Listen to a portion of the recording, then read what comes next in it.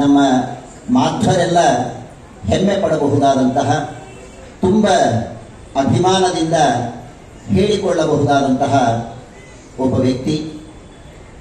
ಬಹಳ ವಿಶಿಷ್ಟವಾದ ಸೇವೆಯನ್ನು ಅವರು ಮಾಡಿದ್ದಾರೆ.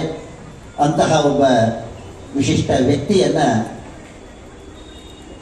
ಸನ್ಮಾನಿಸುವ, ಗೌರವಿಸುವ ಒಂದು ಸಣ್ಣದಾದ ಮಹತ್ವದ ಕಾರ್ಯಕ್ರಮ. ಕರ್ನಾಟಕ ಉಚ್ಚ ನ್ಯಾಯಾಲಯ, ಕರ್ನಾಟಕದ ಹೈಕೋರ್ಟ್ ಚೀಫ್ ಜಸ್ಟಿಸ್ ಆಗಿ ನಿವೃತ್ತರಾದಂತಹ ನಮ್ಮವರೇ ಆದಂತಹ ಶ್ರೀಯುತ ಮಾನ್ಯ ದಿನೇಶ್ ಕುಮಾರ್ ಅವರು. ಶ್ರೀಯುತ ದಿನೇಶ್ ಕುಮಾರ್ ಪ್ರತಿನಿಧಿ ಇವರು ಶ್ರೀಮಠಕ್ಕೆ ಅತ್ಯಂತ ಆತ್ಮೀಯ ಶಿಷ್ಯರು, ಭಕ್ತರು. ಅವರ ತಂದೆಯ ಕಾಲದಿಂದಲೂ ಕೂಡ ಶ್ರೀಮಠದ ಬಗ್ಗೆ, ಶ್ರೀಪಾದಂಗಳವರ ಬಗ್ಗೆ ವಿಶೇಷವಾದ ಗೌರವ ಆದರಗಳನ್ನು ಇಟ್ಟುಕೊಂಡವರು. ತುಂಬ ನಿಷ್ಠಾವಂತರು. ಮಾಧ್ವ ತತ್ವಜ್ಞಾನದ ಬಗ್ಗೆ ತುಂಬ ದೀಕ್ಷೆಯನ್ನು ಹೊಂದಿದಂಥವರು. ವಿಶೇಷವಾಗಿ ಸದಾಚಾರವನ್ನು ಜೀವನದಲ್ಲಿ ನಡೆಸುವಂಥವರು.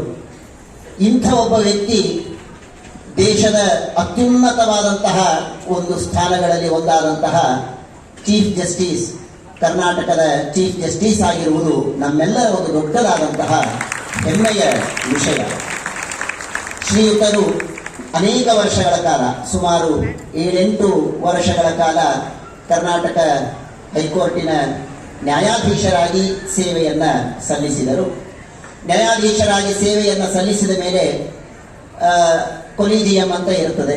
ಇವರನ್ನು ಆರಿಸಬೇಕಾದರೆ ಪೇಪರ್ನಲ್ಲಿ ಆ ಸ್ಟೇಟ್ಮೆಂಟ್ ಬಂದಿತ್ತು. ಇವರ ಅದ್ಭುತವಾದಂತಹ ಕೊಲಿಜಿಯಂ ಹೇಳುವಂತಹ ಮಾತಿದು. ಹೇಳಬೇಕಾದ್ರೆ ಪೇಪರ್ಗಳಲ್ಲೆಲ್ಲ ಬಂದಂತಹ ಮಾತು, he has served the high court of Karnataka with distinctions since his appointment. ಇವರು ಕರ್ನಾಟಕದ ನ್ಯಾಯಾಧೀಶರಾಗಿ ಅಪಾಯಿಂಟ್ಮೆಂಟ್ ಆದಾಗಿನಿಂದ ಇಂದಿನವರೆಗೂ ತುಂಬ ಶ್ರದ್ಧೆಯಿಂದ ಬಹಳ ವಿಶಿಷ್ಟವಾದ ರೀತಿಯಲ್ಲಿ ದೇಶದ ನ್ಯಾಯದ ಸೇವೆಯನ್ನು ಮಾಡಿದ್ದಾರೆ ಅನ್ನುವುದಕ್ಕಾಗಿ ಅವರಿಗೆ ಈ ಒಂದು ಮುಖ್ಯ ನ್ಯಾಯಾಧೀಶರ ಹುದ್ದೆಯನ್ನು ನೀಡಲಾಗ್ತಾ ಇದೆ ಅಂತ ಕೊಲಿಜಿಯಂ ಆಗ ಹೇಳಿತ್ತು. ಹಿಂದೂಸ್ತಾನ್ ಟೈಮ್ಸಿನಲ್ಲಿ ಬಹಳ ಸುಂದರವಾದಂತಹ ಒಂದು ಆರ್ಟಿಕಲ್ ಬಂದಿತ್ತು ಇವರ ಬಗ್ಗೆ. ಅದರಲ್ಲಿ ಆ ವ್ಯಕ್ತಿ ಹೇಳ್ತಾನೆ, he is endowed with a high level of integrity, honesty and competence.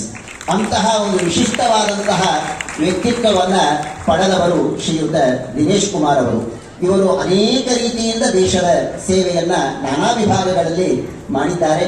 Senior standing council ಆಗಿ ಅನೇಕ ವಿಭಾಗಗಳಲ್ಲಿ BSNL, UPSC, UGC, all India council for technical education, national council for teachers education, ಹೀಗೆ ಅನೇಕ ವಿಭಾಗಗಳಲ್ಲಿ ಇವರು ತಮ್ಮ ಸೇವೆಯನ್ನು ಸಲ್ಲಿಸಿದ್ದಾರೆ.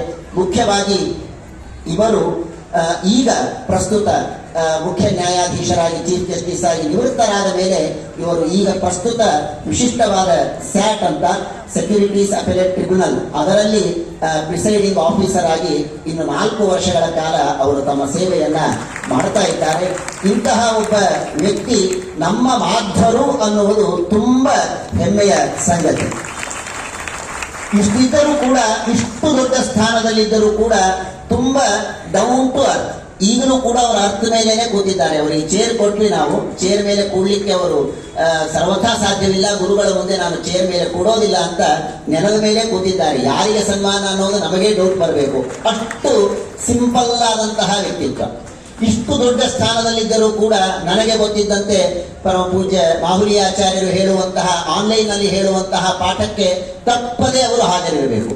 ಪ್ರತಿನಿತ್ಯ ಶ್ರವಣವನ್ನ ಮಾಡ್ತಾರೆ. ಇನ್ನೂ ಒಂದು ಹೆಮ್ಮೆಯ ಸಂಗತಿ ಎಂದರೆ, ಬಹಳ ನನಗಂತೂ ಬಹಳ ಹೆಮ್ಮೆಯ ಸಂಗತಿ, ಇವರ ಯಾವುದೇ ಫೋಟೋವನ್ನು ನೋಡಿ, ಹೈಕೋರ್ಟಿನ ಅಫಿಷಿಯಲ್ ಆದಂತಹ ವೆಬ್ಸೈಟಿನಲ್ಲಿ ಇವರ ಫೋಟೋ ನೋಡಬಹುದು. ಇವರು ಚೀಫ್ ಜಸ್ಟಿಸ್ ಆದಾಗ ಎಲ್ಲ ಪೇಪರ್ಗಳಲ್ಲಿ ಇವರ ಫೋಟೋ ಬಂತು. ಫೋಟೋ ಬಂದಾಗ ಇವರದೊಂದು ವಿಶಿಷ್ಟವಾದಂತಹ ಸ್ಟೈಲ್ ಇದೆ. ತಲೆಯ ಮೇಲೆ ಒಂದು ಗಂಧವನ್ನು ಹಚ್ಚಿಕೊಂಡಂತಹ ಫೋಟೋ. ಆ ಗಂಧವನ್ನು ಹಚ್ಚಿಕೊಂಡ ಫೋಟೋನೇ ಎಲ್ಲ ಕಡೆಗೆ ನಿಮಗೆ ಕಾಣಿಸ್ಲಿಕ್ಕೆ ಸಿಗುತ್ತೆ.